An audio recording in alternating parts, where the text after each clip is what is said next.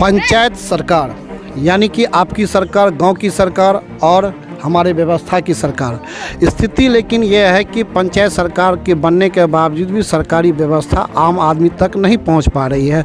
स्थिति की भयावहता को अगर देखना हो तो आपको आना होगा आलमनगर के ये पंचायत जो है इटहरी जो पंचायत है, यहाँ स्थिति अपने आप में इतनी भयानक है और भयावह भी कह सकते हैं कि आम लोग का जनजीवन एक थाली में, एक कटोरा में सिमटा हुआ है। आम लोग क्या है, किस स्थिति में है, मैं उनसे आपको बात कराता हूं। अभी देखिए हमारे साथ मौजूद हैं एक दिव्यांग जो अपनी ज़िंदगी को एक किश्ती में समेट करके जी रहे हैं। इनकी लाचारी और व्यवस्था ये है कि ये पंचायत सरकार को गाली दे या व्यवस्था को गाली दे या अपनी किस्मत को। बहरहाल जाने पंचायत का हाल और क्या है सरकार की वर्तमान स्थिति। बताइए, क्या नाम हुआ आपका? कन्हैया कुमार। कहाँ घर हुआ आपका? इटहरी नगर अटला। इटहरी नगर। तो आप बताइए कि आप तो दिव्यांग हैं, आप सरकार से क्या उम्मीद पालते हैं और आपको सरकार क्या दिया?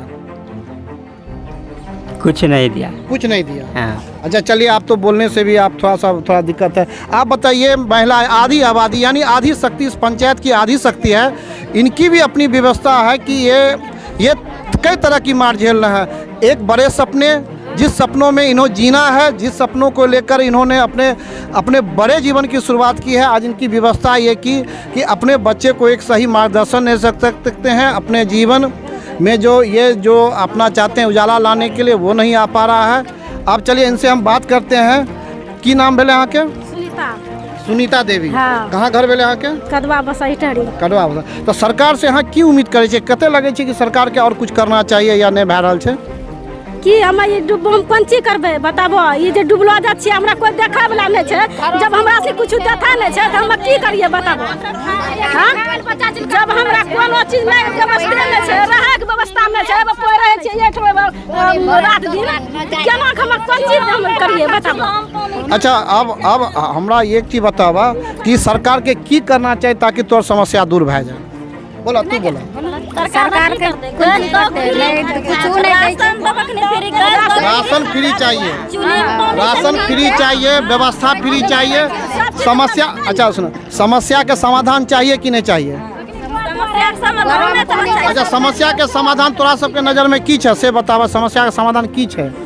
बांध होना चाहिए, बांध होना। चलिए देखिए, एक महिला इसी पंचायत की है, ये एक बड़ा महत्वपूर्ण बात आप लोग के बीच में रखी हुई है। की नाम है यहाँ के? समिता देवी। ये समिता देवी जो है काफ़ी जागरूक लग रही है। इन्होंने एक बहुत महत्वपूर्ण बात रखा कि समस्या के समाधान के जड़ में बांध है, कि अगर बांध बन जाता है तो हम लोग की समस्या, हर साल जो पानी आती है और हमारे सपने टूट जाते हैं, वो समस्या खत्म हो जाएगी। दिक्कत नहीं पहुँचते सर, हरदम साले साल ये हर कम का पानी में हेबे ईटा पर चूल्हा धर दे, खाना बना छिए, बच्चा सब डूबे छे। हमरा के सरकार सब धान के दे, बांध बनी दे, सब धान के दे, हमरा का टेंशन नहीं रहे। तो हेबे धान लगा छिए, डूबी जाए छे साले साल।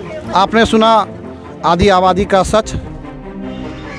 विकास और योजनाओं के साथ ये पंचायत किस मोड़ पर और किस मुहाने पर खड़ा है, इसकी बयान खुद इस पंचायत के मुखिया आपके बीच कर रहे हैं। जाने इनकी ही जुबानी। बताइए, आखिर इन 5 सालों में कितना विकास हुआ इस पंचायत का?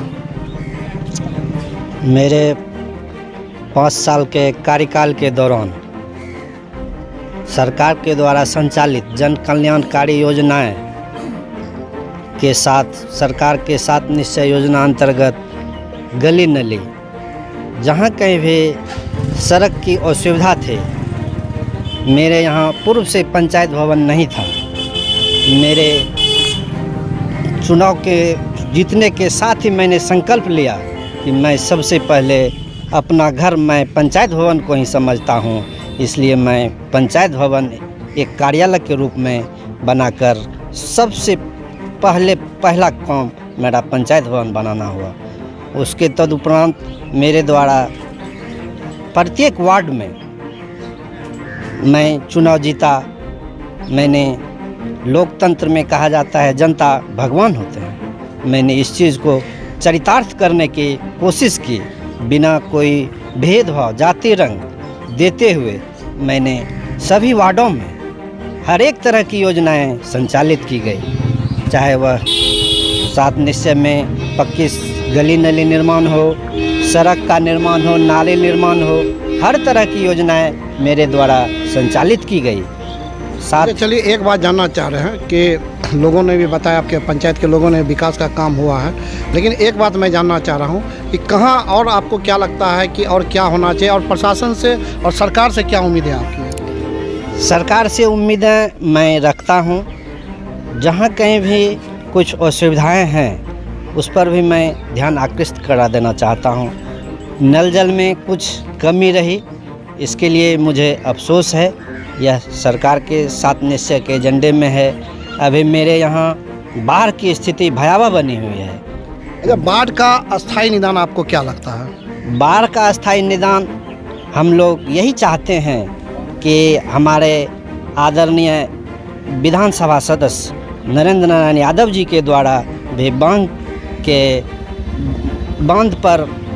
बांध दिलवाने का काम जो कि विधानसभा में भी उठाया गया है। मैं सरकार से भी निवेदन करूंगा कि बाढ़ का अस्थायी समाधान हो, जिससे कि इस क्षेत्र के लोगों का जीवन यापन अच्छी तरह से हो सके। बाढ़ के कारण इस क्षेत्र के लोगों को 4 से 5 महीने तक काफ़ी कठिनाइयों का सामना करना पड़ता है। जनजीवन अस्त व्यस्त रहता है, माल मवेशी। इस क्षेत्र में करीब करीब किसान वर्ग के ही लोग हैं। तो आपने सुना अभी मुखिया जी की जुबानी, जो 5 सालों में इन्होंने किया है, जो इनके अंदर का दर्द है, जो इनके अंदर का विश्वास है, जो इसको आप लोगों ने सुना है। अच्छा, कुछ और बात मुखिया जी बताना चाहते हैं, बताइए। लोकतंत्र में मैं जनता को भगवान मानता हूं, और मैं लोकतंत्र के भगवान से मैं इतना ही निवेदन करना चाहता हूं कि मेरे 5 साल के कार्यकाल में जहां कहीं भी कमी रही उसे आप लोगों के सहयोग से, आप लोगों का आशीर्वाद प्राप्त हुआ तो मैं बचे खुचे कार्यों को भी आपके आगे कार्यान्वित कर दिखा देना चाहूँगा। चलिए, अब द बिहार बुलेटिन के लिए मैं सुकेश राणा।